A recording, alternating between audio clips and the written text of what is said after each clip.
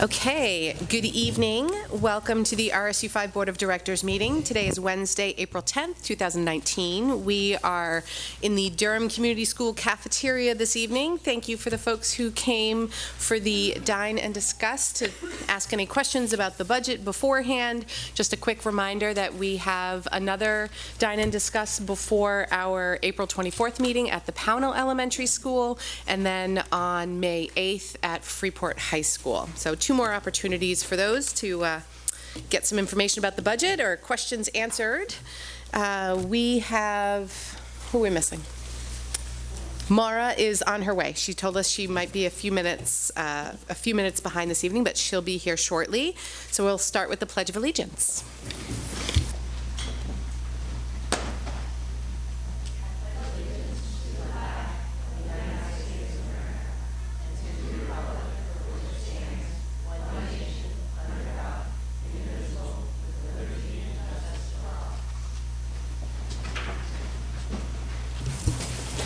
So I would take a motion for consideration and approval of the minutes from the March 20th and March 27th, 2019 as presented, barring any errors or omissions.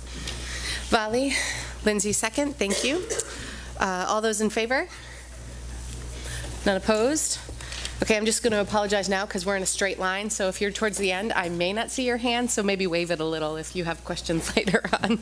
Usually we're tucked around a little more. So, okay, so adjustments to the agenda? We have a couple of adjustments this evening. One is for one of our Odyssey of the Minds team to have a request and also a performance. So I recommend that we put that after 6F. And before the good news from Durham Community School. And then we want to flip 13A and B. And then the last one would be to have a quick break after 12C for the signing of the warrants. All right. Don't worry, we'll fill everybody in as we get along there. A report from our board student rep, Rhea. Hello, hope everyone's having a lovely evening. So as usual, Freeport High School is full of some really happy things recently. Yesterday we took the SAT, the juniors, so I was one of them, and that was a lot of fun. Also, the Freeport Women's Club has completed judging the student work, the artwork at the Freeport Community Library, and it has come up with some exceptional works, and they have a list. And they're very, very good works. I suggest everyone goes check them out because they're very impressive. And then the last PTSO sponsored honor roll breakfast of the year is April 25th, and we're looking for parents to feed the students. So please deliver your items the day before if they are non-perishable and all that. And then the spring play tickets are now available. The piece is A Piece of My Heart by Shirley Lauro, and it's incredible. It's an incredible piece. We have a lot of talented people this year, and it's going to be really stunning. So I suggest you get tickets for that. There's a cornhole tournament on Sunday, May 5th at the Freeport High School turf field. It'll be $20 a team, and all ages welcome, and there are cash prizes. So that's incentive. The Freeport High School Guidance Office invites you to a college admissions panel night on Thursday, May 2nd from 6 p.m. to 7 p.m. And that'll just be discussing how to get into a college. And the Freeport High School students are hosting a Spring Kids Activity Night at the high school on Thursday, April 11th. Right before April vacation begins, so that is tomorrow. And that parents drop off your elementary-aged kids from 5:30 to 8 in the cafeteria and have the NHS and Interact Club members do fun activities for them for the night. And then Tortoise and Hare, it's a 5K race that's coming up on April 27th. This is a fun event with prizes in each age group for the fastest runner and the runner who most closely predicts his or her time. Petrillo's Community Night. Petrillo's is hosting a community night to benefit Freeport Runners Boosters on Friday, April 26th. And the class of 2022 is selling Esterbrook's hanging flower baskets, which are very pretty on your porch. So recommend looking into that. Thank you. Okay, thank you, Rhea. Always an informative student report. Thank you for that. Okay, so we're going to move on to additional good news and recognition. Yes, we do want to continue just celebrating a lot. The first thing we want to celebrate is our Mass Landing math team. Under the coaching of Scott Weber, they recently received a first place at a recent competition. It was comprised of 30 teams or 180 students in the Southern Maine Elementary Math League on March 15th, and our students came in first. So we would like to recognize them. I'll give you a minute to get up there. What's that? I'll give you a minute to get So, up. yeah, just these guys first.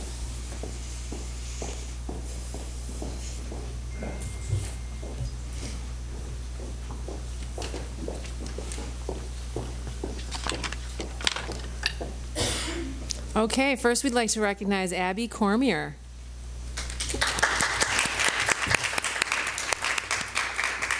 Elsa Klein.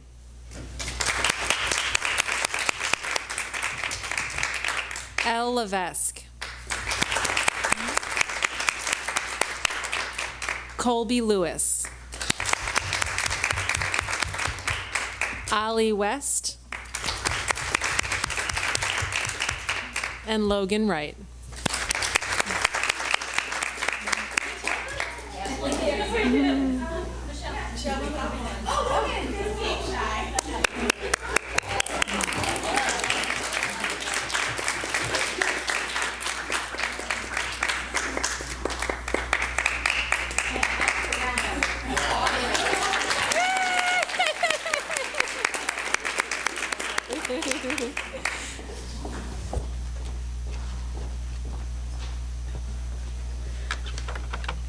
So the next team we're recognizing is the Freeport High School Latin team, and they, under the direction of Aaron Taylor, received a first place Certamen Award by answering a lot of questions about Latin correctly. And this is the first time this has happened in the history of Freeport High School. So we're really proud of this team.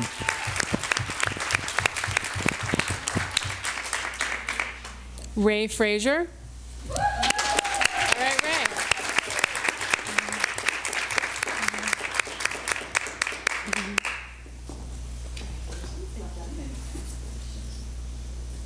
Lola Goff.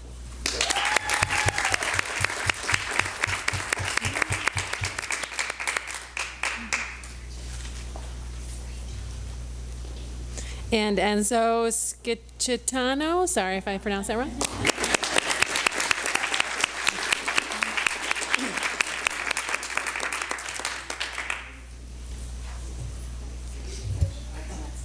Yep. It takes a team to recognize all of these great things. We have so many talented art students, and so tonight when we recognize these art students, I thought I would give the board and audience a glimpse of what the art is that won. This first one is from the Maine Disabilities Council, and annually the Maine Disabilities Council sponsors an art and writing competition focused on community inclusion of all people, including those with physical and mental disabilities. This lesson requires them to think deeply about what it means to be fully included in a community. And it is my pleasure to announce that 2 of our 11th grade students received the first and second place art awards. Second place goes to Galena Fallon. and you can see her piece of art. It's just stunning. How do I get Sorry, I to didn't the hear next you. one? Right arrow right there. Yep. Yep, it didn't work. Little, There we go. there we go. We just need to click in it. Okay, and then our first place goes to Reagan Davis.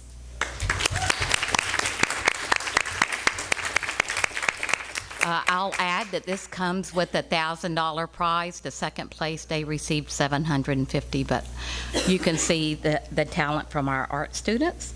And then the next art competition is the Maine Junior Duck Stamp Competition, and this competition involves creating original art by Maine students in grades K through 12. It's submitted to the U.S. Fish and Wildlife Service. All designs features ducks, swans, or geese in their natural habitat. And one of our students received Best of Show, and then this will compete in the national competition. And then that design will be used to create the Federal Junior Duck Stamp, a much sought-after collector's item. And isn't that stunning? And that's by Dina Arison. And I'm not sure if Dina's here tonight or not. And then lastly, the Maine Donate Live poster design is open to all Maine high school students in grades 9 through 12. Students are invited to create a poster about organ and tissue donation awareness. The artwork must be original. Third place went to Vivian Crawford.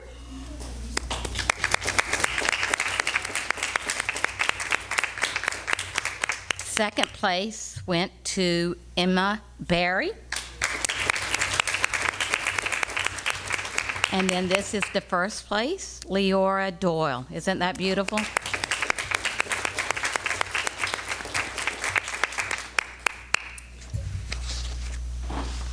And then I think now we want to just talk about the OM team. Sure. All right. Get you disconnected here. Not a problem. And then, because she's going to need it, right? Oh, yeah. Right.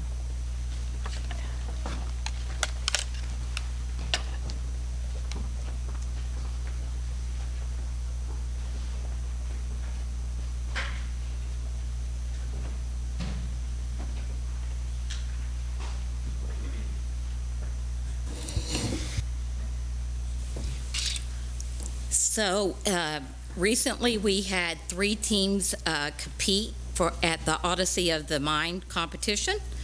The high school team came in first but has decided not to go on to Worlds. Our youngest team came in second, I think, missing out by first place by 1 point. 1 or 2. Yeah. And so they would love to go to Worlds, and so the board, you have a request by the coaches asking whether you would be willing to help out with the fundraising, but maybe before you deliberate that, they're willing to show you their competition tonight, so I think we'll have them come up and do that first, and then we'll go on to deliberate about that. So I think while they're setting up, I think 1 or 2 of them were just going to give an overview Great. of the problem. So they're all sitting in the hallway.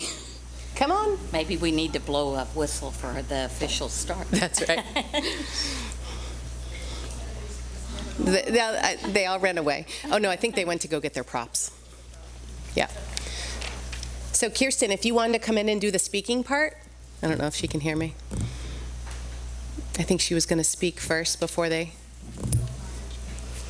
Thanks, Will. Round them up. So maybe while they're kind of finding the students, I'll go ahead and tell the board that I do support this request. They're requesting $5,000. And I just want to give you some of my rationale. Odyssey of the Mind is a little bit different than our other clubs and teams. Coaches are they're required to be voluntary positions, so we do not give them any stipends. We have no coaches that are in paid positions. We do have in the budget a coordinator position, but this current year it has remained unfulfilled, or unfilled, not unfulfilled, unfilled due to a lack of interest. We do have in the budget $850, and that's really just to cover the annual membership dues and the competition fees. But more than that we really do not fund OM most years.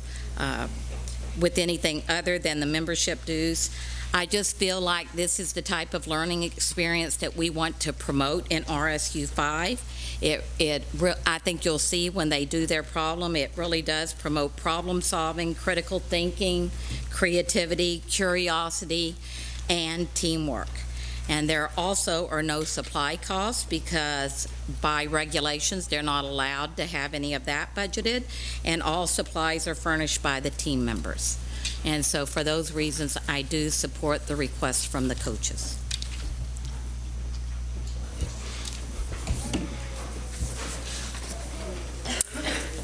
I think she's going to.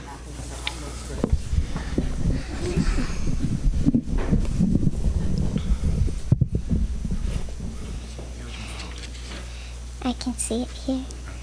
So why don't you introduce it? Down too. So this is Lexi Richardson. She is going to explain a little bit about what they were working on while the rest of the team is setting up.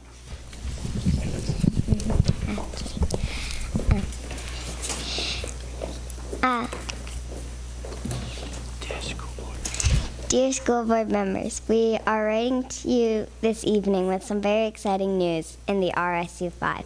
On Saturday, March 6th, 3 RSU 5 teams competed in the Regional Odyssey of the Mind competition at Brunswick High School. We had one Division 1 team, grades 3 through 5th, one Division 2 team, grades 6 through 8, and one Division 3 team, grades 9 through 12. It was a wonderful day of competition for all 3 teams placing in the top 3 in their respective divisions. That resulted in their moving on to state finals, which were held this past weekend at Biddeford Middle School. At the state finals, the top 6 teams in each division and problem compete. The top 2 earning an invite to the Odyssey of the Mind World Finals in Michigan. All 3 teams had a strong showing. The Division 1 and Division 3 teams both chose the classic problem titled Leonardo's Workshop. Both teams were honored with a spot in Worlds. The high school team took first place in their division in problem. The younger group, made up of 4th and 5th graders, finished in second. We are writing on the behalf of the Division 1 team. The opportunity to attend the World Finals in Michigan in May, Memorial Day weekend, is a dream come true for these 6 students. They have spent countless hours developing their solutions to the problem, writing their script, building their set, and recreating some of Leonardo da Vinci's most famous works. They would love the opportunity to continue their OM journey in Michigan. As you are aware, there is a very tight time frame in which to decide and fundraise for the team to attend. The cost is approximately $1,000 per student for travel. Travel, room, and board, as well as the 2 coaches, resulting in at least $8,000. In addition to the funds needed for the team and coaches, given the young age of the children, parents would also like to attend, increasing the financial pressures.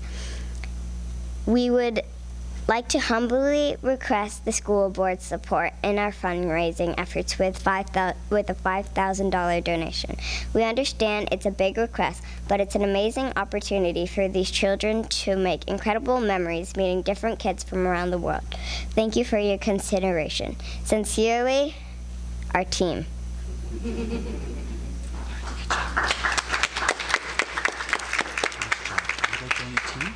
What?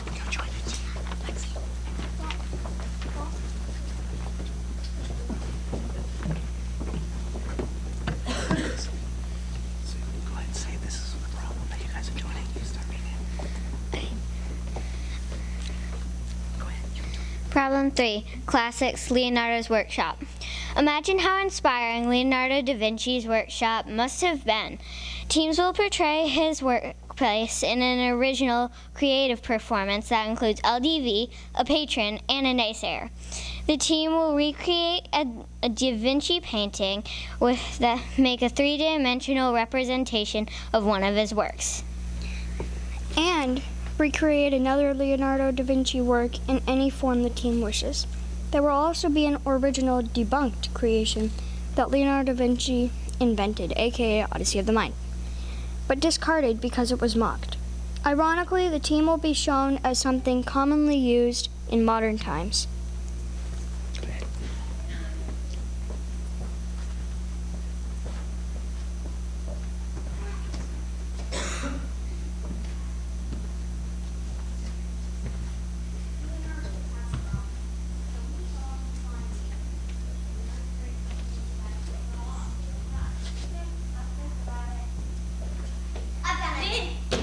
What about slowing down?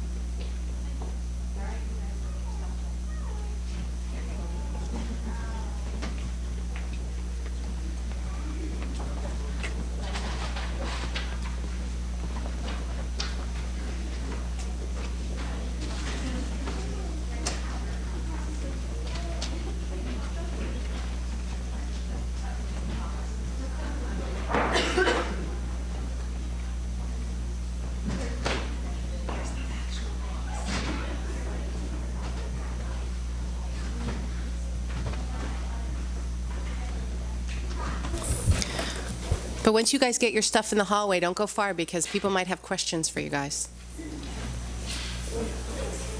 That includes the coaches.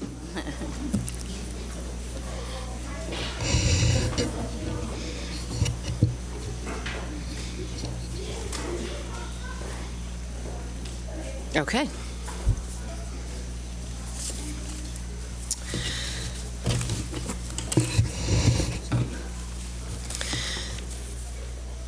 I don't know if people have questions in general about the program, about the request of the kids.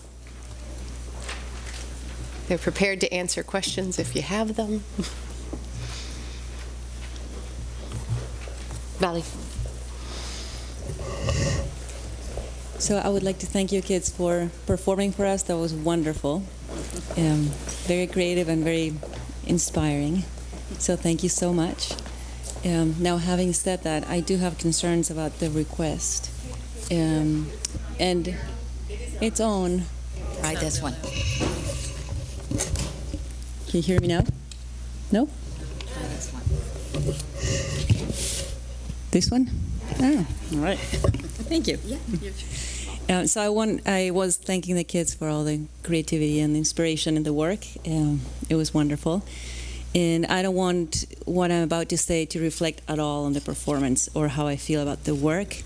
It's my opinion is that the request is higher than I'm personally comfortable supporting, given that this year there are a couple of things that the board discussed during the budget season that I thought were very high priorities for all of us, administrative team, and the board as a whole, including field work support in general, so that all the schools and all the kids in all the schools can access experiences like this one on a regular basis. And there were discussions about other items that, in my personal opinion, are higher priorities right now.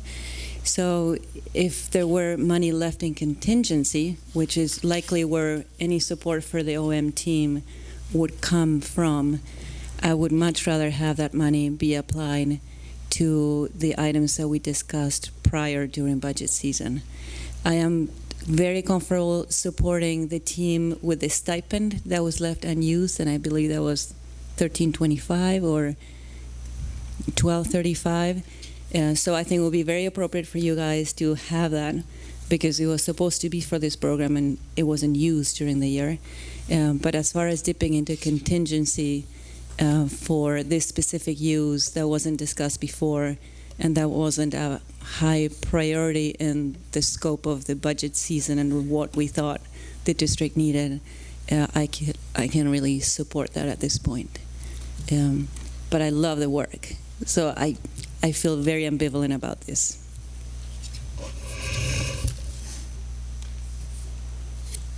Is this working? Yes, it's working. I also feel a little bit like Scrooge, but I have similar thoughts. While I very much support the program, I know it brings so much to our communities and to our kids and the parent coaches, and I am a huge supporter of the different kinds of enrichment opportunities that we offer. I also felt uncomfortable, partly because of some of the budget things that we discussed, but also last year we doubled what we were asked for, which got us to $5,000, and I'm a little uncomfortable that that's the level of the request. I'm concerned that we may have set a precedent that is now going to continue year after year. I do understand it's a tight time frame for fundraising. I would like to understand a little bit more about what kinds of fundraising efforts are being made. I did get the sense that last year when we doubled our commitment to the group that went to Worlds, that it was a big surprise, a happy surprise. I don't feel great that we would do that every single year. And specifically in our conversations around the budget and around field work, we talked about a program that is going away in the high school that would have cost about the same and had an impact to the entire freshman class. So while I know this is amazing, it does impact a smaller group of students. I don't want to see this program go away. I do want to support it, but I want to support it at a lower level.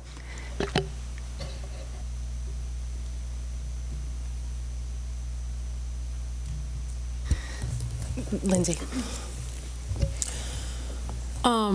My understanding is that this would come out of the 2018-2019 funds. What money is currently available there? Is that a question for Michelle? I think that's a question for Michelle. Or Becky. And what are the Yeah. what money is is $5,000 currently available in a fund bucket that would be allowed to fund such a thing, and what are the other potential uses for that money through the end of this budget year? So I will need to have Michelle speak to like what bucket she would take it out of, but she has done our kind of year-end projections, and we're very comfortable feeling like that we can fund this, just as we used the same amount last year to fund the OM team that was going to nationals. But would you talk about where you would take it from? It would probably come out of the regular instruction Article 6, because we did have some turnover savings there that we could potentially go into. And we do have enough for the full ask. I think the other part of the question is if we don't fund it, where does that go? And it just becomes part of the savings at the end of the year that would become part of the Undesignated fund balance. That's correct. Thank you. So, Michelle, what is the amount that is unused in the regular instruction article? So I don't remember in that particular article, but it's somewhere in the neighborhood of about $150,000. Thank you.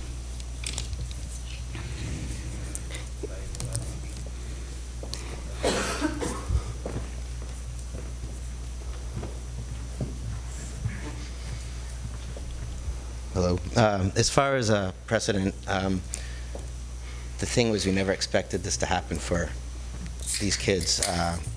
We've already talked the 2 days since this happened. We're going to start a year-round fundraiser and be better prepared for if somebody makes it. But I mean, we really had no clue that they were going to. We didn't have we weren't expecting this to happen.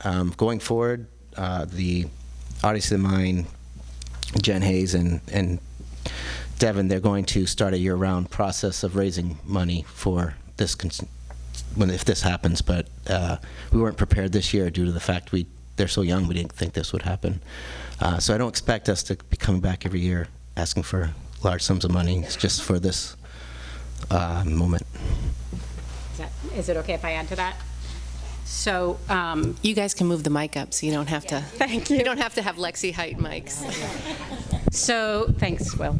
The day after the kids won, which, this is the first time in 7 years of Odyssey happening at Durham Community School that any team made it onto states.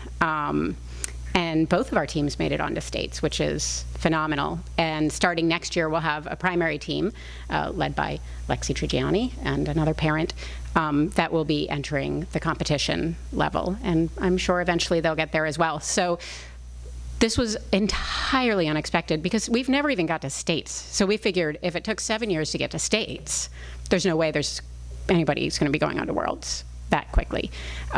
But this team has been incredible. They've been really inspiring. And I think one of the things that most impressed and touched me when they advanced on from the regionals to states and then on to Worlds is that even though their props are fairly rudimentary, even though their costumes are very homemade, even though some of their competition was maybe a little bit more refined aesthetically, these kids nailed every element of the problem so solidly. Like, the little bit that they read about the problem doesn't tell you anything about the pages and pages of little nuances of things, problems within their routine that they have to solve. And they nailed every one of them, and they did it without any parent support. We didn't know they were capable of that, but now we do. And now we are going to expect that all of our teams can do these great things.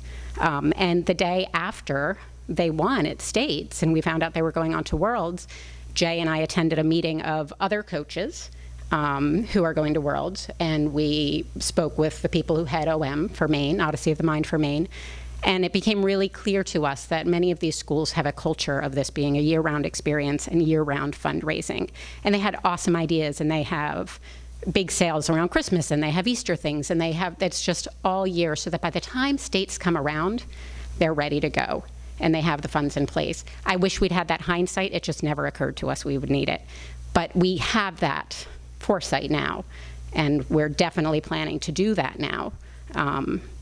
So I understand the concern that you don't want to set a precedent. Just please understand that this caught us off guard. We're really trying to get these kids to Worlds, and next year we'll be ready, and we'll have done that legwork ahead of time, if that makes sense. Do you want some additional detail on what they're going to do for fundraising? Is that what you were asking for, Maddie? If you wanted to share. Oh, help me remember it all. Please understand we're like 3 days out of States right now, so this is kind of rocking our worlds at this point. That, we had no idea we'd be going to Lansing, Michigan at the end of May. So we spoke as much as we could with the other coaches who are more experienced, who are taking their teams as well from other schools. And I think our efforts now are focused. We have parents setting up a GoFundMe page. We have...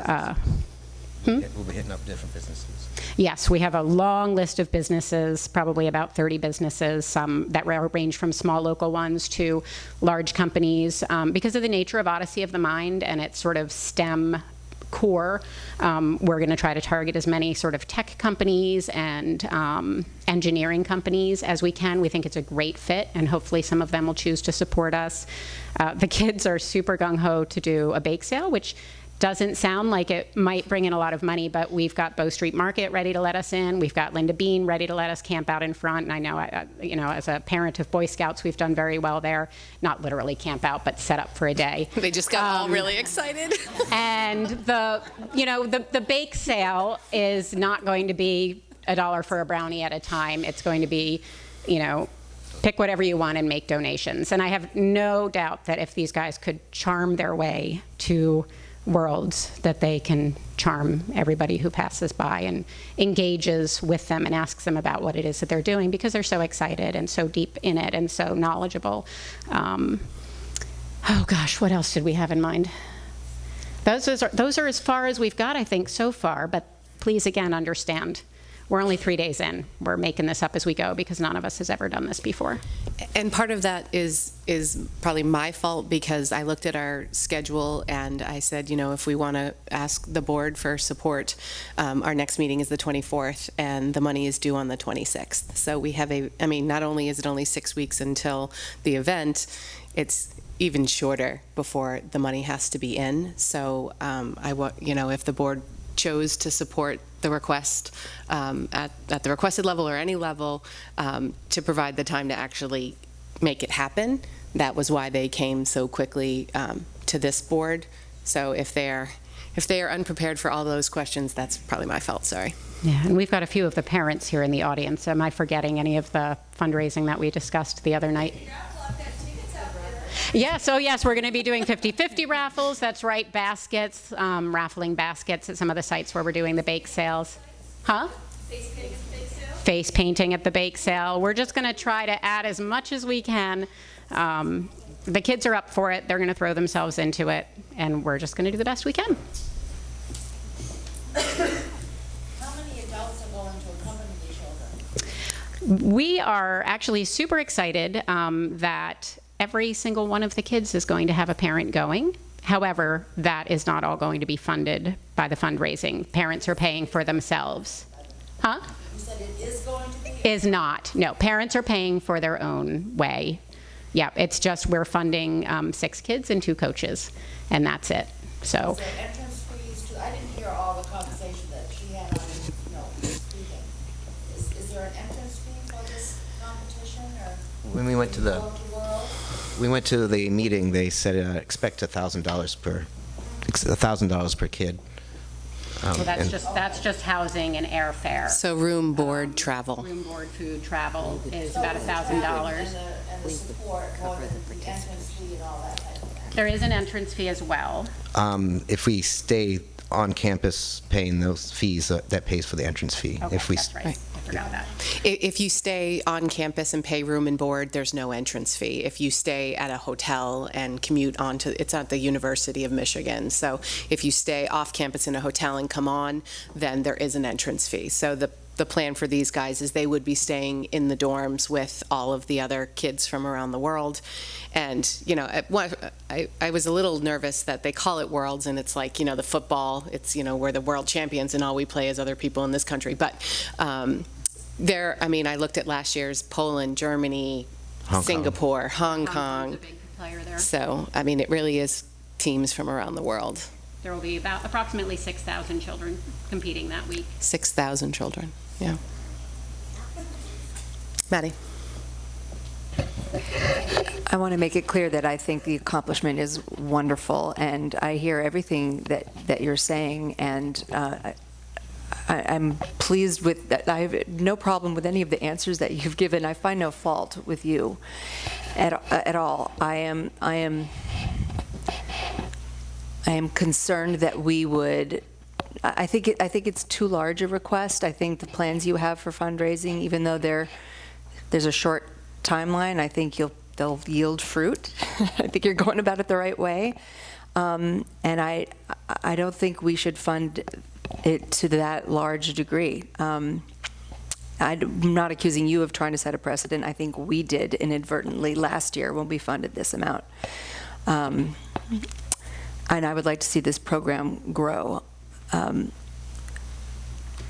We have said no to other things as a body, and that's what makes this such a difficult ask. And you know, we have lots of parent groups working really hard on behalf of students doing really incredible things that we don't hear from and that we don't fund. So I'm a little concerned about equity as well. Like I said, I'd like to support this group somehow. I'd probably support a motion for about half the amount. But even that with a small degree of difficulty because of what I know we've cut and we're not providing, for example, for our high school freshmen next year. And I'm having a problem with that.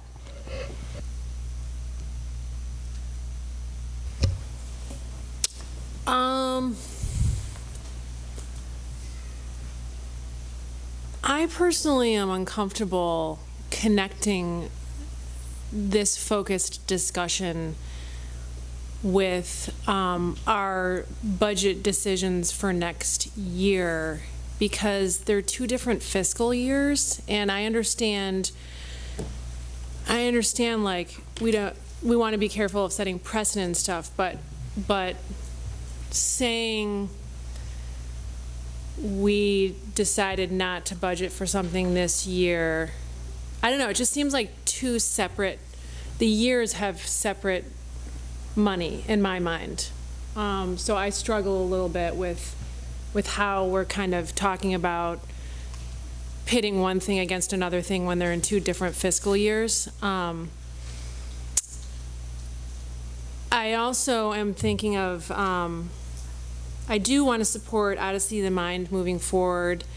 I think it's completely in line with the vision and mission that's been recently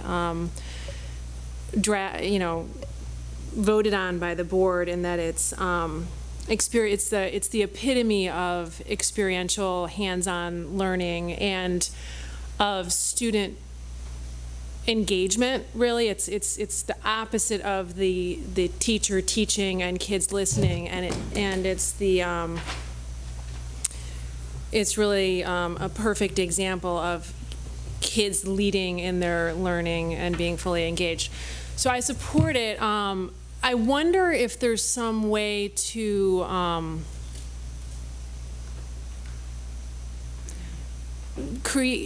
vote on some portion of funding. I'm not sure of the number, but in addressing the fear of setting precedent, I mean, we could make a statement tonight that this would be the final last-minute, last-ditch surprise thing ever for this board, and in the future, not ever, like obviously, things come up, but, make a statement about moving forward, how we're going to support Odyssey of the Mind, and maybe it's, we already do the stipend, but maybe in addition to the stipend, there's some sort of recognition of a certain amount that could be put towards Worlds or something, or not, and that this is the expectation of the board that in the future, the Odyssey of the Mind, starting with the whoever the coordinator is next year, communicated clearly to all beginning participants in the process that it's the expectation of the board that, XYZ, that they pay their own way to any travel or whatever, so that people who are starting out aren't blindsided, which has happened kind of 2 years in a row. So we just have to stop that cycle, and we could give some amount and also like stop that cycle this evening with just like a statement, I think.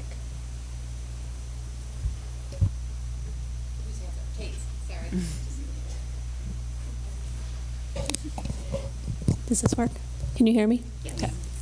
I'm kind of with Lindsay on this. I'm really troubled that we would have spent what we did last year and donated, and then just turn around and say we're not going to do the same for these young kids here. That's the, really what's I'm torn about, because last year I really didn't support giving the money that we did at that time because of this issue here where you set a precedence. But now, having done that, I just don't really think that it's right to treat this request any differently.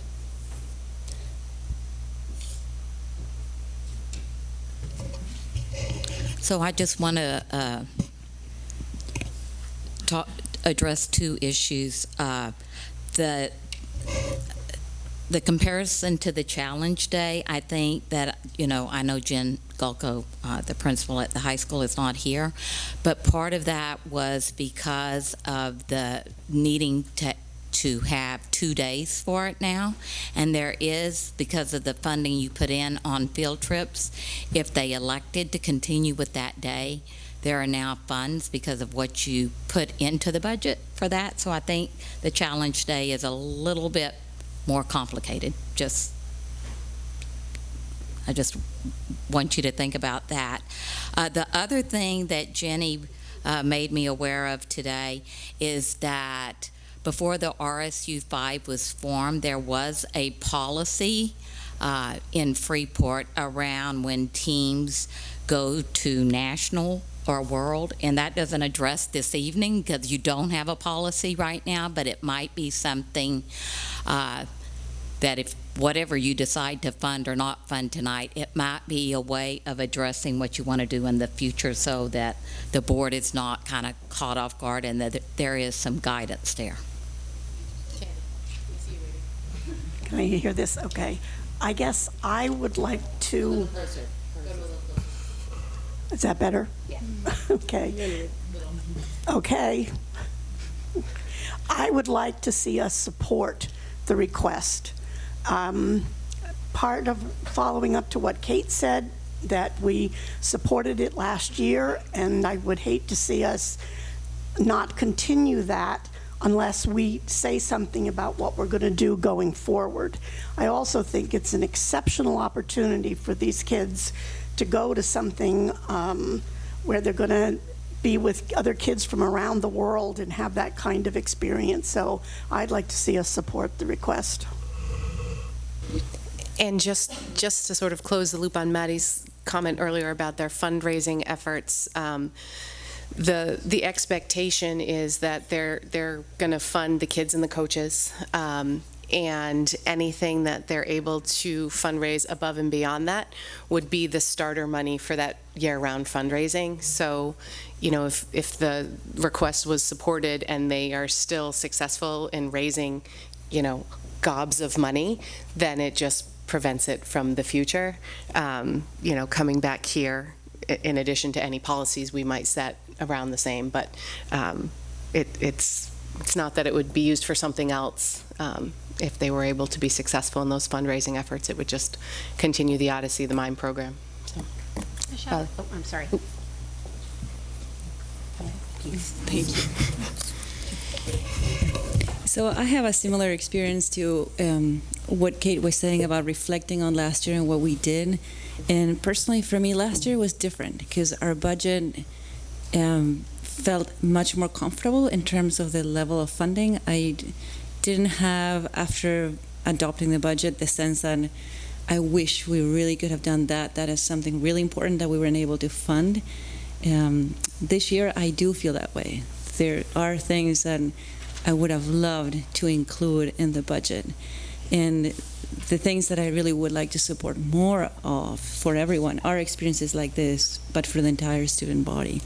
So I feel conflicted about the conversations we had about fundraising in the schools and how much we need to do and how much pressure we put on our administrators so that they can fund the trips and not ask for too much money from parents, and not having really met that need. I mean, we started, so it's a beginning what we did this year. I wish we had gone a lot farther than we did.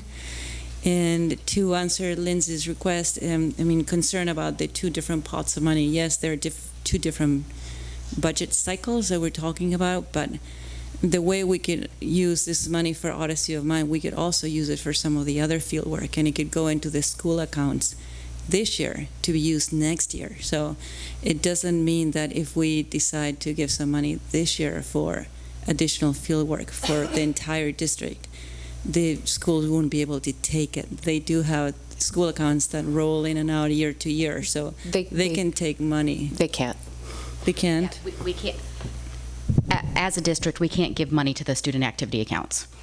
That's not authorized. To the schools themselves so that they can use it for field work. That's correct. So it has to be used in the 11 articles.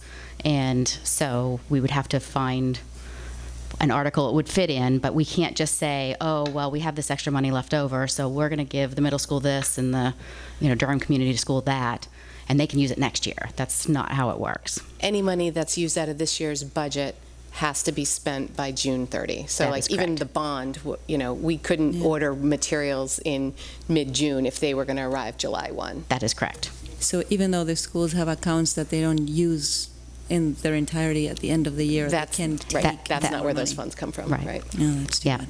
Because I wanted to give them more. Yeah, anything that's unused at the end of the year goes into the undesignated fund balance, which we have been using to help reduce the tax rate for the following budget year. Right, okay. Did you have your hand back up, Kate? I thought I saw a wave, maybe not. Oh, yeah. Forgot. Sorry. I got one for you. Okay.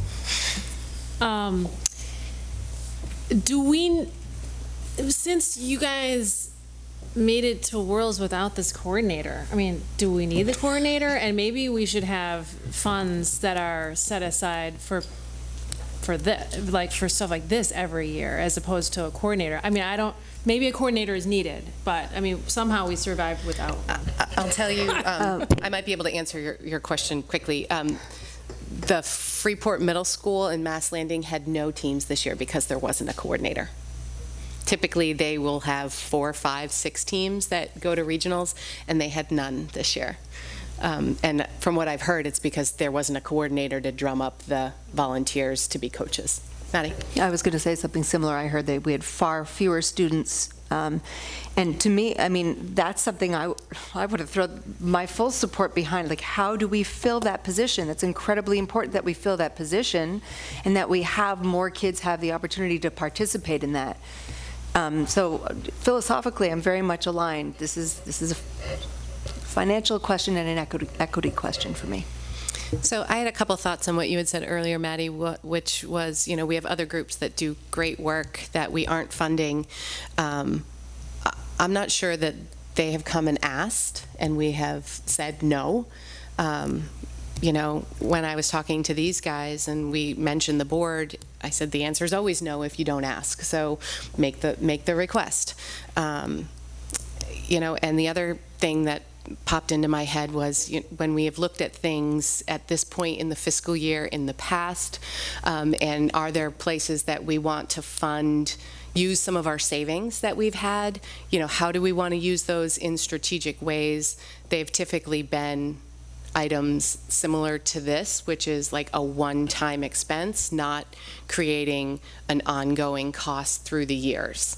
So I think it might align under that strategy as well. But Kate, remember her question. Oh, Erica. So I have a question. We're talking about setting a precedence. So from what you just mentioned, if any group comes here now and asks us for funds, should they be expecting the same amount that we are granting this group here? And if not, why not? They could just say, well, you just gave $5,000 to Odyssey of the Mind. Well, I think it would depend on what the request was. If we had a team that was invited to the national championships for cheering and it was in, San Diego, might that be an opportunity that we could fund? Yes. I think it's a level of scope, right? It's not normal operating. So there should be a funding. Standard then? Sure. I mean, there's but we always a don't standard. have one right now. So if we grant this tonight, are we setting a precedence saying, anybody should be able to come and ask us, and we should be giving them the money because they say they want it and they feel that it's important for this group of students? So shouldn't we have like a set precedence before we start just handing the money out? I mean, I get that this is a one-time deal, so it's said, and I totally want to support the kids. I love Odyssey of the Mind. I did it myself. But I'm also looking at the budget and the people who we've said no to before and the groups of people that we have and the sizes of the groups and comparing to what they asked for and stuff. And I'm just seeing a real imbalance. And I don't want to be the mean guy, but I also need to keep in mind that there's other people that are being affected by this vote as well. So are we setting a precedence not just with this group, but with every single group in the school system? Is my question. Val looks like she has an answer. I am fully in favor of having a policy in place first. I'm also very much in favor of having a budget request next year to fund Odyssey of the Mind a little more generously than we currently do, so that any team that gets to this level may have access to some funds to help out. But I am concerned about what we have said no to, again, like Erica, and what we could say yes to now, and there's a discrepancy there that just doesn't align, doesn't feel right to me. I feel like Odyssey of the Mind is kind of stuck, and I don't mean to use this term, it's sort of stuck in like ugly duckling land, because it's not a sport and it's not an art thing exactly. It's not exactly science. It's this wonderful mix of all these things. And like to echo what a lot of people have said tonight, I feel like we need to find a place for it, whether that's having GATE be the champion of that, or arts, or the science department even. Going forward, we need to have that champion. But right now, to me, this is a classic exception request that should be coming our way, because it's fallen through all the other cracks, because it doesn't fit anywhere. So I very much support it today, this one request, but think we need to find a home for Odyssey, because it's not, you guys did amazing work, and it's incredible what you guys did, representing Durham and representing the entire district. RSU 5 teams traditionally do make worlds. It's probably every other year or so. So we should plan that our incredible kids are going to continue to do this and find a home for it. So I think right now, today, I would support it, but we need to find a spot for it in a future budget discussion. Kate. Yeah, I think what Jeremy's saying is kind of what I was going to ask a question about, was kind of like, how are these teams formed? I just really wanted to know more about how the teams are formed and what's the, interaction with the school district, if any, and how does it come to this point where there's no money there, no preparation, right? So that's why I'm in support of what Jeremy's saying. We're going forward, that we come up with a plan here. I know it's too late now to plan for next year. So who knows, we might be faced with this again. But for next budget, for the following year, I would like us to try to plan for that.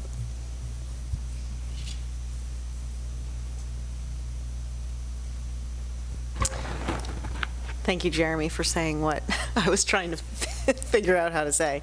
I think that it's definitely a, just like Jeremy said, it's kind of it doesn't really sort of belong anywhere, and I think we need to recognize as a board that there are going to be things like this. And as Michelle said, if we had a cheering group that came and asked, I think that that's part of our job, is to make those sort of tough decisions that, maybe won't be popular with everybody, or maybe they will, but I think that, that's what we're here for. They give us the opportunity to make those decisions that we think are best for the RSU, and I think having, a group of students going to Worlds and representing us is a really big deal. So as far as how much money, and if it's all of it or some of it, I could go either way, but I think that we need to, the precedent I want to set is that we're going to be supportive of all of the kids in the RSU, depending on if, not just sports teams and arts team, like everybody, and that's about it. Okay.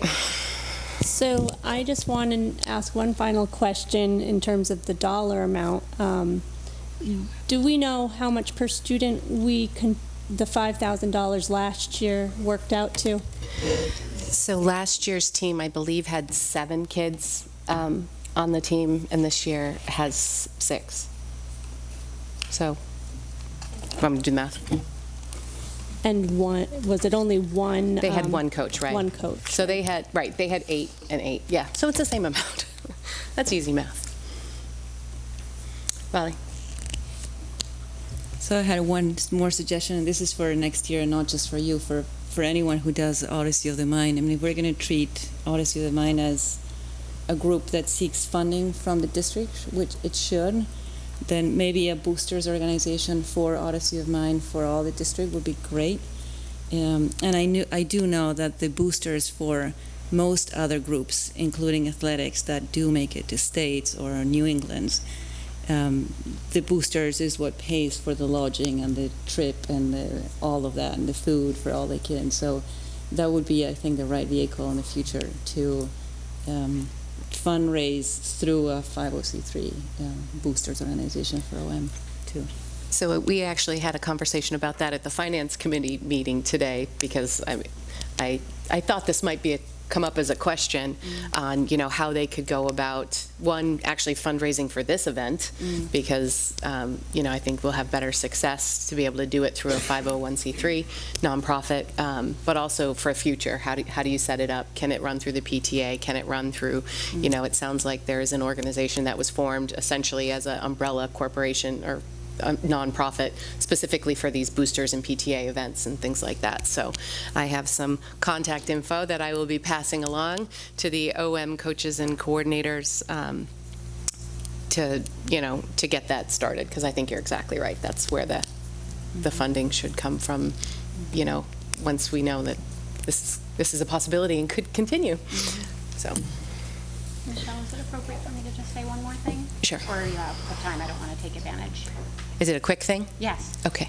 It is. First of all, just to your point, yes, absolutely. We've already had this conversation with the other coaches and coordinators and even the parents the other night, that starting now, this becomes year-round fundraising effort. The other thing is, I'm very well aware that this is a very large amount of money being requested for a small group of kids. But one thing that really excites me about this opportunity is that I have seen a shift in OM at Durham Community School this year, in that it has gone from being that sort of ugly duckling, sort of the group of different kids doing their thing, to something that kids are noticing. And even before we reached the point of tournament, I've had several parents contact and say, hey, can I get my kid involved in Odyssey? Can you let me know when it's ramping up next year? Of course, there's always that challenge of, finding parent coaches, but we'll be able to tackle that. Lexi's group was so adorable this year. It was just ridiculous. And 2 of the kids from her team are in the classroom that I support, and we're showing pictures to the kids projected up on the classroom screen and talking about their experiences. And the kids were so fired up about it. The other kids were so awestruck by, like, what, you do this well, and no grown-ups tell you what to do? Like, we're in. Jordan invited the Laugh and Learn after-school program to come and watch our final dress rehearsal before states. And I was a little worried because there are a couple of players in that group that I think are the type who, like, might kind of make fun of somebody or maybe just be a little rough around the edges about something that's not sports, or they were so engaged in the performance and asked so many questions about it. And I think to see the kid, there was already momentum building before regionals. And then when people realized that they were going on to states, the kids were rallying around and so intrigued. And I think if these kids come back from Worlds, and we're sharing these pictures of what we were doing, because them competing is such a small part of what their experience is going to be at Worlds. I am hopeful that we're at a real tipping point and that this is going to grow the program, which will in turn be growing that year-end fundraising. But I think it is benefiting more than our 6 team members ultimately. I really do. And that's one of the things that I have really enjoyed seeing this year is our teams all walking through the hall the day after tournament in their team t-shirts and people noticing it and asking questions and being excited. So there's that sort of ripple effect benefit as well. So.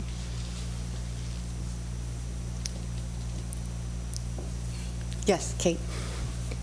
Can we make a motion? You could. So I would like to make a motion to support this year's, do you guys have a name other than, do you have a name for your team?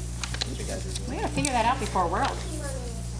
Team Money, Lisa. You guys were Team Frederick, right, at one point? But you're the division. Division 1. Division 1 team, okay. Yeah. I make a motion that we support the Division 1 team to take their trip to Worlds, to the World Finals in Michigan with a $5,000 donation from the RSU 5 budget. Second, Candy. Okay.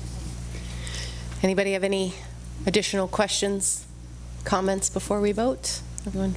Yep. To propose an amendment that we fund the group for $2,500. Second from John. Okay, so process is we vote on the amendment, and if it passes, the original motion is then amended. If it fails, we're back to the original motion. Okay? Everyone get? Yep. Okay. So what you're doing now is voting on Maddie's amendment to reduce it to $2,500. So if you wanted to reduce it, you would vote yes. If you do not want to reduce it, you would vote no. If it passes, then the original motion then becomes the amended motion. If it fails, we're back to the original motion of $5,000. Everyone got that? I know. Yes. I don't want to overcomplicate, but is there a way to add some language? I might add another amendment. I don't know. I'm just kind of thinking on the fly, so I might erase all this in a second. But that we add a policy within 1 year that addresses this field of stuff, travel for student group, payment for travel for student groups or something. I really want to avoid the lack of policy on this is really disturbing to me. So I think if Kate and Candy were to amend their original motion to say that they wanted to include that in their motion, they could do that, or they could rescind their motions, or we could vote on a second amendment. But I think the easiest way, if you guys were both comfortable with that, would be to add that language about, funding at $5,000 with the expectation that the policy committee would look to put a new policy in place that would address this in the future. Is that what you're saying? Yeah.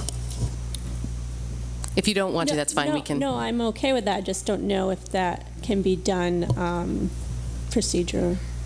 You think we need to deal with the amendment first? Yeah. You're at Robert's rules. What do you say, That's what I'm Lindsay? not sure about. Oh, I think it has to be like another amendment.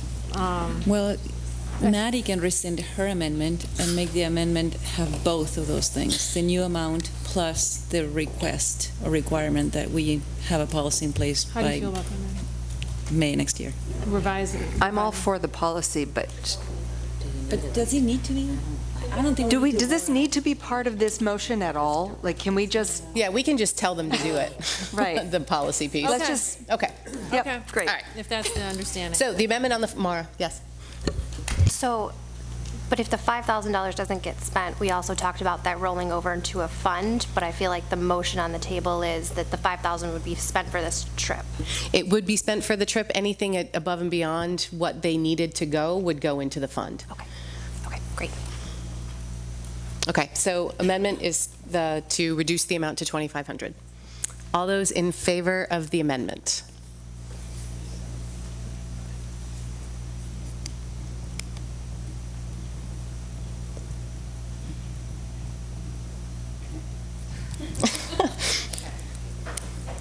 Opposed? Opposed to the amendment. So you don't want to, you're voting no to not reduce the amount. No is you do not want Maddie's amendment. You're voting no. I'm abstaining from the vote anyway. I was like, why are you on?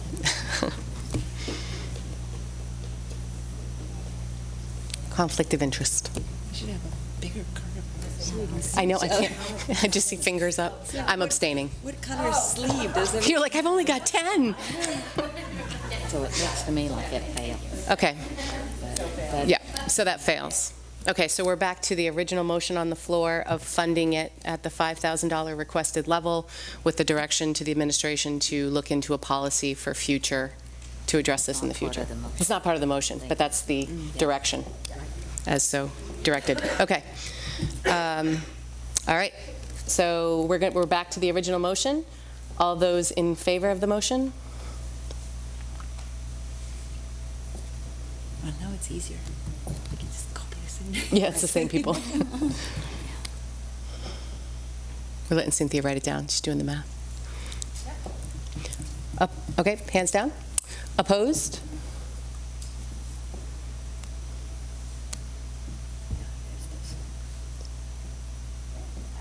Okay, that motion passes. Thank you, guys. Thank you for your patience, guys. Good job.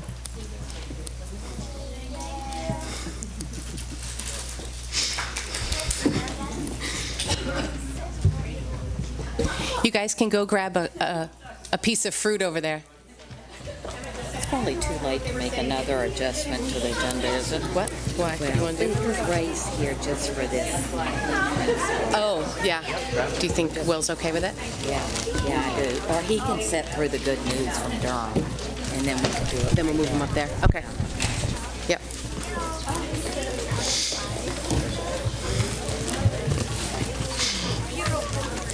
Would you guys tell them they couldn't have snacks until we were done?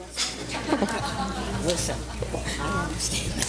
Okay, so, Will. Yeah, good news is we're still on good news. And I do want to give a shout out to Barrett Trigiani, who's a kindergartner, who said his mom could come to present tonight because I promised she'd be done by 6:45, which is typical of good news and recognition. So he has battled through it. So thank you, Barrett, for allowing mom to stay a little later. Thank you, Barrett. Yes, it is. So the good news and recognition for the school, obviously, part of it is around, obviously, the Mind team. And the other work that we wanted to highlight, just a couple of pieces here. A quick shout out from last night. We had Family Engineering Night, and Ms. Hughes had organized, and it was a terrific evening. The piece that we'd like to highlight within our sort of short presentation here is a build on from the workshop we did around social and emotional work. And one of the things that we realized is that in the presentation at the workshop, it was very much about the sort of proactive steps that are taken across the schools and across the grade levels. But we also do pieces each year that are responsive to that particular year and different needs that may arise. And so our assistant principal, Kelly Rogers, and our guidance counselor, Lexi Trigiani, are just going to share with you a couple of initiatives that were used this year to support social and emotional needs that had shown up during the year, and that then sometimes these pieces continue into future years depending on groups or needs. Other times they may get adapted again to be responsive to the needs that come up. So I'll hand it over to Mrs. Rogers. Mrs. Trigiani, I should say. All right, hello. So I'm just going to talk a little bit about an initiative that we started for our fifth graders. Through discussions, we were talking about how it was important to kind of strengthen the fifth grade community, just to really work with them more on some social skills and self-management within the school and within the classroom.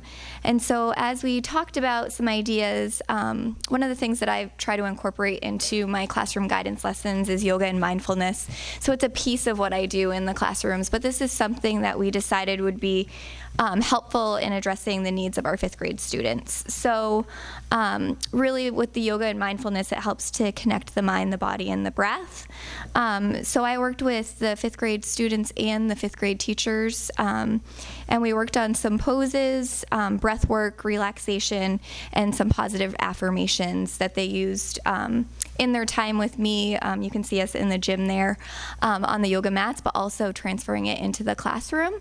And so each fifth grade class had 30-minute sessions once a week for 11 weeks, and we tracked from there. They did a pre-assessment seeing like how they felt about themselves, how they felt about themselves with others, and their connections to those at school. And they also completed a post-assessment at the end to see where any changes are. I'm still going over that data, but we have also looked at the behavior information through the fifth grade and have seen decreases in office discipline referrals.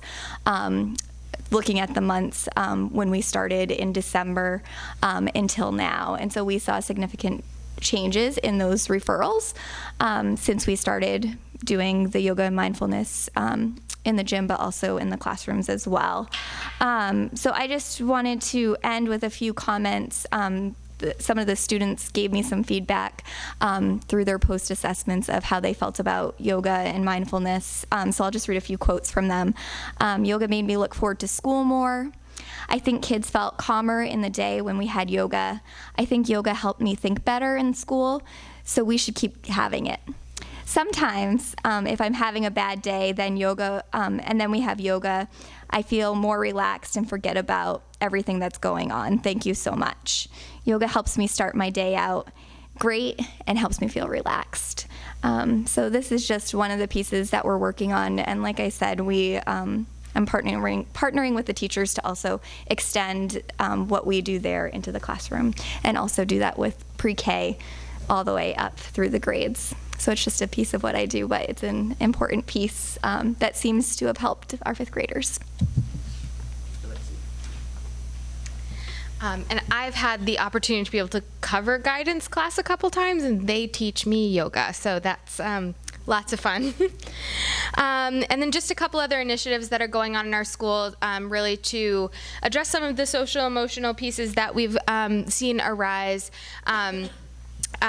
As if you are connected to Durham, I think that you are aware of our bus initiative. We did a lot of work this year, partnering with our drivers, really working to clarify and establish global bus expectations. You can kind of see our poster there. And then to support that, we've started a Golden Bus Ticket initiative, which is a way for us to celebrate the positive bus behaviors that are happening. And I did some quick math, as of our last bus celebration, we've had 541 successful bus trips, so earned just since January. So that was pretty exciting for us as a school. To support this as well, we've continued some peaceful bus activities, which is really to connect kids to each other on their bus. So we work to pair the older students with the younger students and really maximize our pre-K to 8 structure. So we have lots of situations on the bus where we have big kid mentors that are helping by sitting in our younger kid sections and just kind of coaching them through positive interactions with each other. But the peaceful bus activities are a really great way to reinforce these expectations we put in place and to just, we've had a lot of fun with it. Our staff has done a great job doing some role playing. And we also then support our Golden Bus Ticket Initiative with monthly celebrations. So the bus who earns the most tickets that month gets to join us, as well as like a randomly drawn ticket. And kids seem really excited about that. We borrowed a popcorn machine from the middle school. Popcorn machine. So yes, we serve cockroaches at our celebrations. No, we do popcorn parties. It's pretty fun. We're exploring with different ways to connect kids during that time, but they seem to really enjoy it. So it's been a really fun initiative. You see some of the peaceful bus activities. As you leave, you can see our board. Kids cannot wait to see when I've updated it. If I am out there updating the tickets, I kind of have a little entourage. They're waiting to see their numbers. So it is pretty cool to see how excited they get. One other initiative, just to provide an example, we have worked a lot with our 7th and 8th graders this year around leadership development. And so we had established leadership groups, and as a 7th and 8th grade cohort, we have the kids actually developed a set of success criteria for what leadership looks like, which then drives our work with them. You can see the success criteria there in the middle. So we do a lot of community building, and then within those activities, we try to come back to the success criteria and identify and give kids feedback around the great practices that they've done in that time, or even just like what could we have done better, and just recognizing, leadership isn't just about being a leader within a big group, but it's also about being a leader within yourself and making those decisions that might seem really small. So we are now moving into a section of that where we're having, we had kids identify, what are some good leadership opportunities across our school, and you can see in the upper right-hand corner, that group of kiddos working there. They're working on categorizing all the different ideas that kids had contributed. And so they are about to begin some actual leadership applications, ranging from mentoring with younger kids. It could look like mentoring academics or social emotional mentoring. We also have things like improving recess and lunch culture. So they're going to take on that, try to come up with, what are the issues and then how can we work around that. We have a schedule committee that's going to be addressing some of their concerns within their schedule. And we also have like a spirit committee, so they're really going to be working to build the social culture across the middle school. And then we also have a socials committee, so they're going to be working on how we can improve our socials across the year. So I'm excited to see, I am excited that this was all student generated. It's pretty exciting to see what they've been able to come up with, but I'm really excited to see where these projects take them. So we're just starting those, and we'll be finishing the year with those projects. Anybody have any questions to it? He asked what we're all here to see them. Doesn't look like it.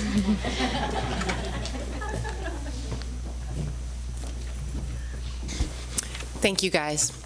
While everybody's taking their seats, I can tell you that all of those things that they had talked about, except for I don't have a 5th grader this year with the yoga, but both of my kids absolutely adore Miss Trigiani. I'm sorry she had to leave before I could thank her. My daughter's already lined up her career to take Miss Trugiani's place when she retires. They figured out the math that she should be out of grad school right when Lexi's ready to retire. So I'm sure you'll still be here, Will, so just be on the lookout for that. But but seriously, the leadership piece of it. I was retired too Yeah. at that time. I have a 7th grader, and with the middle school boys, the amount of information you get about their school day is slim to none. And he went out of his way to talk to me about that and how he felt it was great that some of us had some silly ideas. Maybe him, I'm not sure, but they listen to all of them. Like, they're really listening to what we have to say, and we might even be able to change some of these things. So it's real. I mean, he was really excited about it. So probably doesn't show it in class, but I appreciate it. Maddie. I want to thank you too, and I love hearing stuff about school culture and student leadership in creating and shifting school culture is exciting. So thanks. Any other questions for, Bethany? And I wanted to thank you too and just express the wish that all the schools can have yoga and mindfulness, because every kid needs it. So if it works and you have a system down, share it. I think that's one thing we've been quite good about in our district, right, is piloting new things and things that really seem to work, spreading them across, and so I hope they continue to do that too. Questions, comments? All right, thank you guys. I think we're going to do a quick adjustment on the fly. Actually, you know what? Can we do it after public comment, just in case these folks are here to speak? We'll open up public comment. Here's your chance. No? Okay. There's another one at the end. Don't worry. Okay. Well, we don't either. Okay, so we're going to do a quick motion, quick adjustment on the fly to move up number 14, personnel, for Ray. So you don't have to stay through the rest if you don't want to. It's based on the agenda. That's what you're here for, right? Yep, it is. So I am pleased to recommend to the board Connor Walsh to be the assistant principal at Freeport Middle School. Connor was one of 35 applicants, and he has a bachelor's in government from Connecticut College, a master's in childhood education for students with disabilities from Pace University, and also a master of school leadership from Harvard. He is currently an assistant principal in Massachusetts. And in interviewing Connor, I am very impressed with Connor's belief system that all students can achieve, his desire to have all classrooms be highly engaging for students, and his approach to student discipline being a combination of restorative justice as well as consequences, wanting such moments to be life lessons for students. And I'd love to have Ray just come up and talk a little bit more about the process and his thoughts about Connor. So as a middle school, we're very excited to have Connor joining our team. With that, the process that we took is when we posted the position, we invited all teachers, parents to be a part of the search team, and then we also invited some students to join us. The first round interview had 2 different interviews, one with a group of teachers and one more with a focus on our social emotional with our nurse, guidance counselor, and special ed teacher, and a group of students that led a tour that was also part of the interview. And then we talked to all the groups and invited back 2 candidates to be finalists, and interviewed both of them with some new teachers and some new students, and Mr. Carter and myself also interviewed there as well, and just equally impressed with the pool we had. We were very lucky to have the pool. After the first round, I think all the teams agreed there was 5 or 6 we'd feel really, really happy with as having as assistant principals at our school. And the second round had the teachers and students and myself and Mr. Carter, and just couldn't be more thrilled to have Connor come out on top of this process. But I think it really spoke to where we are as an RSU with the incredible pool of people that wanting to come work with us. And I don't know if anyone has any other questions. Jeremy? Just, was there discussions, just looking at his resume, these are mostly metropolitan districts that he's been involved with. Was there concern around, this being Freeport, more small town? So he brought that up. He is a New York City kid, and he said every time that he's moved, it's been further away from the city. And he looks really forward to getting even further away from that city, because I think he's definitely committed to being outside of the city. When you look at his track, it definitely emulates what he said about that. And I couldn't blame him more for wanting to move further away from that. I just want to say that I'm super impressed with the number of candidates as well. That's just such a huge nod to our school system. And I also want to say, just in a little bit that you talked about how the interview process went, I think that's a really interesting and cool way to go in order to get everybody involved in that. I know back in the day when I was teaching, you sat in the, when you were being interviewed, it was like the principal and maybe the department head, and then, that was it, and no one else was involved. And I think it's really important. It makes people feel, probably at the school, that, they're all feeling a part of hiring this individual. And he's really been through 7 interviews so far. Yeah, that's awesome. So.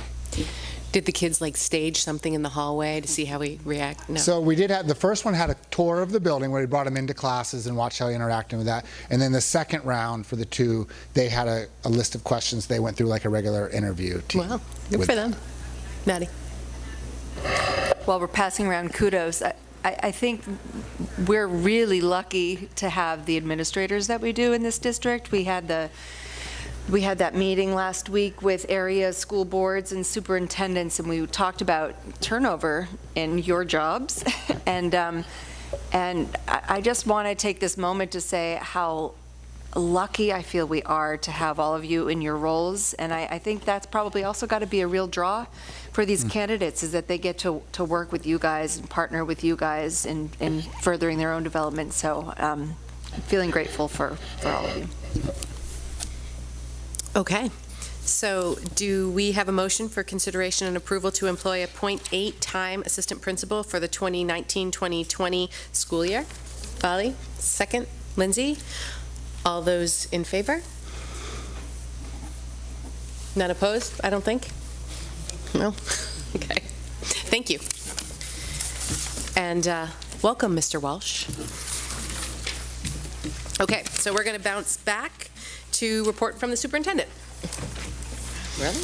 No. No? Still at the report. Oh, yeah, NA. I'm just looking at it. You didn't prepare anything? Sorry. All right, we don't have any administrator reports. Okay, migration of students and student exit survey. Okay, Let's go there. Talk about that. So in your packet are 2 different sheets that have to do with the migration of students that Jenny, she hounds the schools until she feels like she's found all of the kids living in our district. So I feel really good about those results being very, very accurate. So we're going in the right direction. It's on a yellow sheet. Ted A.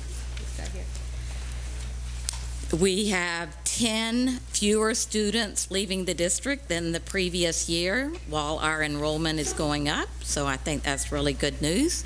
We are losing most of our students, of the ones that are leaving, going to the Waldorf school. We had 116 that are attending there as of October 1st, 2018. The second largest category are the homeschool students, and then third, with 35 of our students going to the private school, North Yarmouth Academy, and from there you can see the other numbers that are smaller.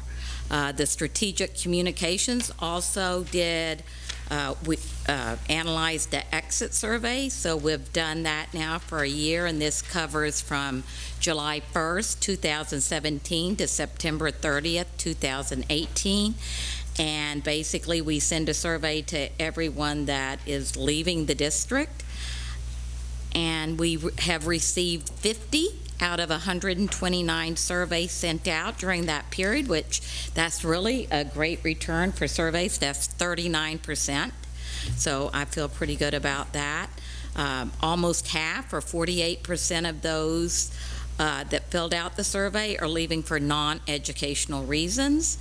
And then the 15 out of the 50 that said that they are leaving for educational reasons, which is about 30%, when they cited more reasons underneath that, the two largest categories are around communication issues and the lack of rigor. And then there were 14% that said there's leaving for social emotional reasons, and then there were 4 that just cited other.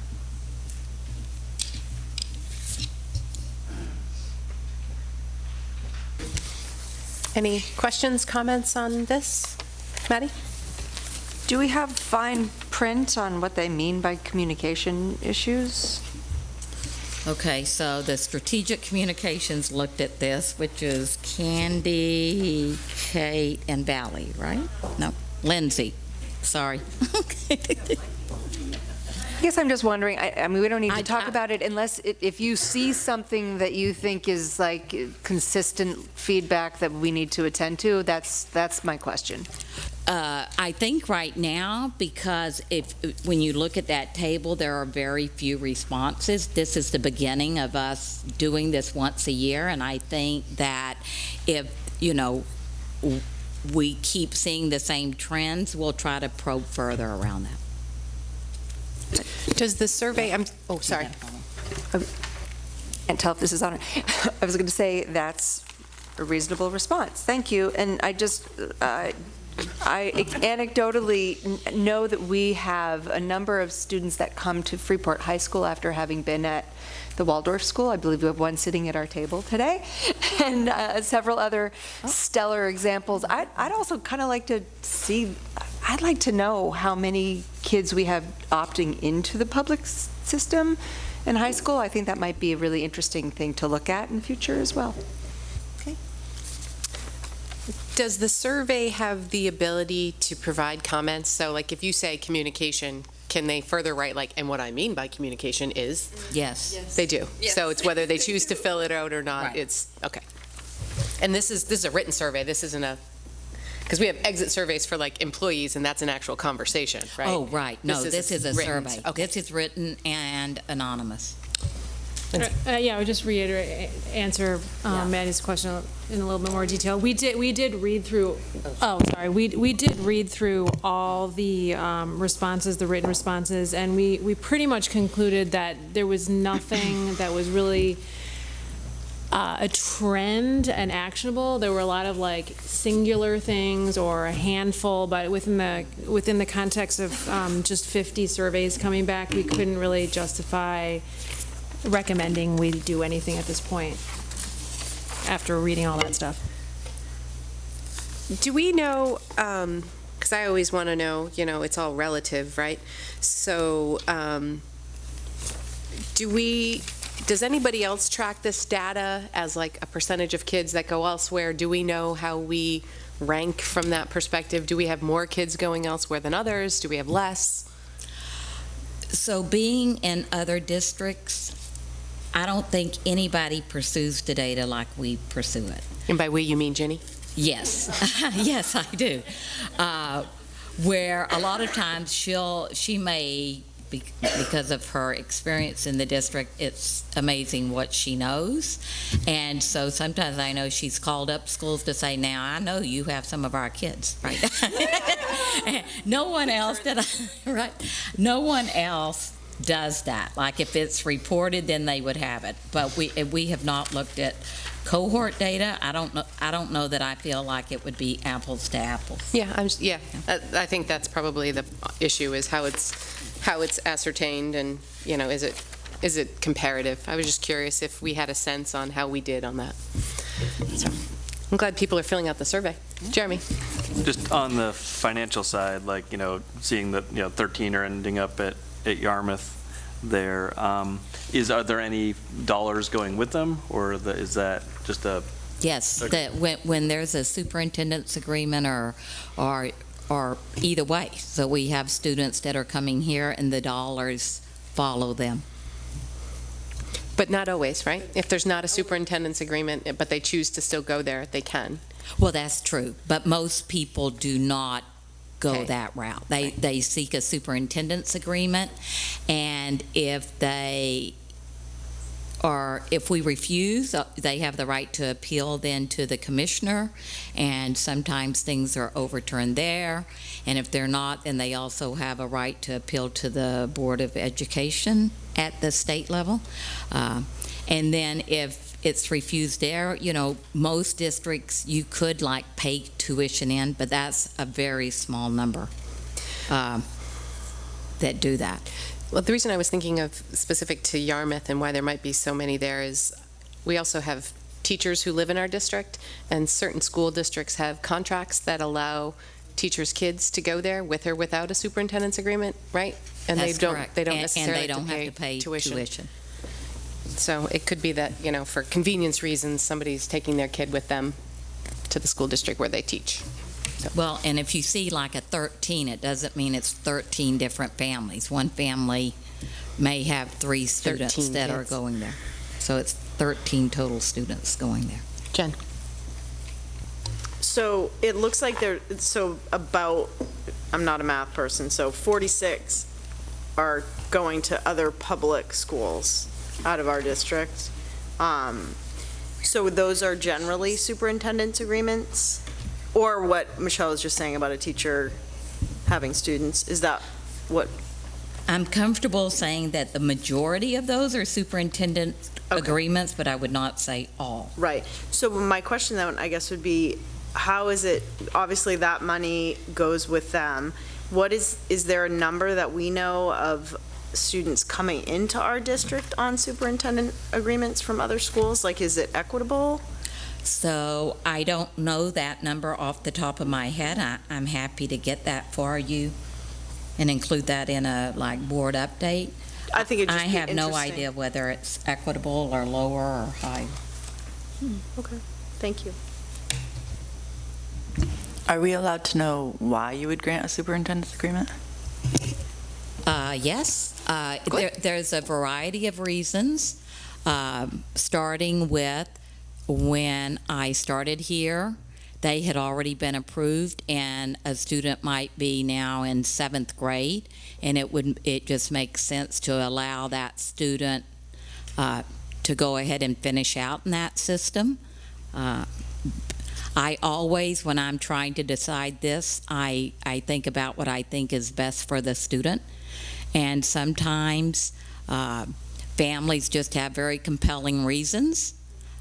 And so I grant those either because they're asking to come into RSU 5 and they're outside of the district, or they're asking to go to another district. So there's a variety of reasons of why we kind of allow that. And sometimes in my time here, I've been overruled at the commissioner's level. And so to me, once you don't want students going through a lot of transitions. We know that's not good. I mean, even on our dropout prevention committee, we've noticed that a lot of times these students have multiple transitions that are most at risk. So once they're going somewhere, I'm much more inclined. They have to request the agreement every year, but I'm much more inclined to keep approving it till they're out of school. Sometimes a family will say, I received one recently, we're looking for land in that district, and so, or to buy a house, and so we would like this granted because we feel like we'll be moving there within a year and we don't want to go through another transition. That's another reason I look at, and I also do that on the other end when people are wanting to move here. Like we're planning on, we're in the process of buying a house, so I'm apt to approve those. If it's just something like school choice, like, I'd really like to be going to Brunswick because I just think they have better test scores or something like that. Those are ones I usually deny and say we offer a quality education here and we think we can meet your students' needs. Okay. So I just want to make one little comment that the full report is available to any board member who wants to read it. So if you're interested in reading through all the pages, all the individual answers are there. And about communication, the range was with administrators to with teachers. So it covered the whole gamut. Where and how? It's at the, I'm guessing it's at the central office they could read it? Thank you. Kate. I think we talked about, when I was on that committee, posting those things to the committee website, the webpage for the committee. Survey results. Or at least maybe this page. Oh, yeah, we definitely. Did you post that? I think that's, we could easily do that if we haven't. I could check on that, but yes. Okay. Okay, everybody comfortable to move on? All right. We're off page 1. Oh, here's the fun part for me every year. Okay. Unfinished business. Okay, so I have to read through these. A motion that the warrant for the Regional School Unit Number 5, the Regional School Unit Budget Meeting presented to the meeting be approved, and that the Regional School Unit Budget Meeting be called for May 22nd, 2019, for the purpose of voting on the annual budget for the Regional School Unit for the 2019-2020 fiscal year. Maddie, was that a second, Erica? Thank you. All those in favor? None opposed? Okay. B, that the warrant and notice of election for the Regional School Unit Budget Validation Referendum presented to the meeting be approved, and that a Regional School Unit Budget Validation Referendum be called for June 11th, 2019, for the purpose of approving the budget adopted at the Regional School Unit Budget Meeting for the 2019-2020 fiscal year, and considering whether to continue the budget validation referendum process. Maddie? Lindsay? Thank you. All those in favor? And finally, that the form of notice of amounts adopted at the budget meeting presented to this meeting be approved, and that the superintendent of schools of Regional School Unit be authorized and directed to complete said notice in accordance with the Regional School Unit Budget Meeting on May 22nd, 2019, and to cause copies of said notice as completed to be delivered to municipal clerks of each municipality of the Regional School Unit for posting at the polling places for the June 11th, 2019 Regional School Unit Budget Validation Referendum. Maddie? Lindsay, thank you. All those in favor?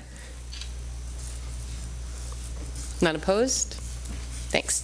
I feel like Lexi trying to read that letter. I think she did a better job than I did. Okay, so that's all we had for those. Is this where we're going to take a quick break, or are we going to do it? Okay, so we're going to take a quick break for the board members to sign the warrants, which I think are already out somewhere. Okay. She's going to set them up behind us, which is all going to be in a straight line. Remember, you must sign on the same line on every paper. You go first. Yes. So if you're on the third line on the first one, you have to be the third line all the way across. Yes. I have to leave.